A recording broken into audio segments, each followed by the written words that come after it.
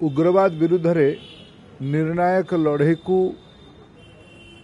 एक उच्च स्तर को नवापाई ऑपरेशन सिंदूर रो सफलता पाई मु ओडिशा तरफरु आमर भारतीय सैन्य शक्ति को आकाश बाहिनी नौबाहिनी पदातिक बाहिनी तथा कंबाइंड डिफेंस फोर्स को तथा देशर विश्वसनीय नेतृत्व प्रधानमंत्री नरेंद्र मोदी को कृतज्ञता ज्ञापन करुछि। आमे समस्ते देखिले भारत उपरे जो उग्रवादी मानकर आक्रमण हैला उग्रवादी मानक समूले उत्पाटन करिबा पई सब मूलपोच करिबा पई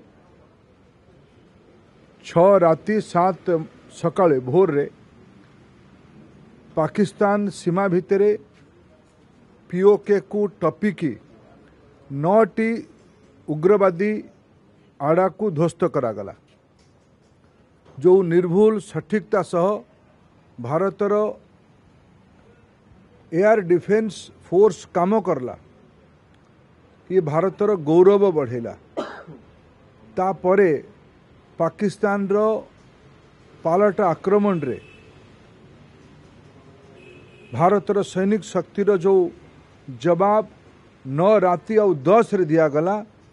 भारतर सैन्य शक्तिर पराक्रम भारतीय समाजर प्रतिबद्धता और भारतर नेतृत्वर प्रधानमंत्री नरेंद्र मोदी निर्णायक नेतृत्वर पराकाष्ठा विश्व देखिला।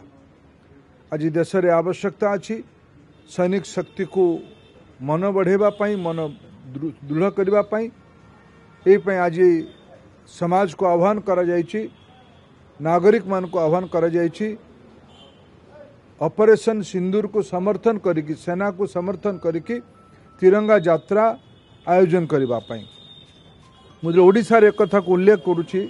ओडिशा रे आम समस्तंकर मन आहुरी उत्फुल्लित होउछि कुंढेमुठ होउछि जेतेबेले आज खबर कागज रे आमे समस्ते पढ़िबार अवसर हैला जे हमर गोपालपुर रो आर्मी एयर डिफेंस कॉलेज रु जोटा क्षेपणास्त्र परीक्षण केंद्र प्रशिक्षण केंद्र से कॉलेज रु गत काली एक नुआ मिसाइल जार ना भार्गवास्त्र बोली सेना तरफ नामित करा जायछि।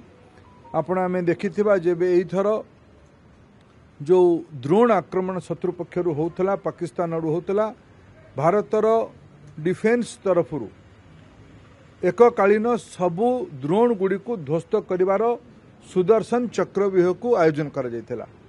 ताठू आधुनिक आम ओडिशा भूमि रे परीक्षा हेतिबा गोपालपुर परीक्षा हेतिबा भार्गवास्त्रर सफल क्रियान्वयन पाई प्रयोग पाई परीक्षा पाई मु भारतर डीआरडीओ तथा company solar defence aerospace limited को शुभेच्छा जनाऊँगी।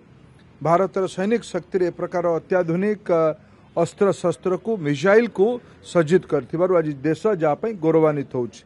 ओडिशावासी भी आमे गौरवान्वित।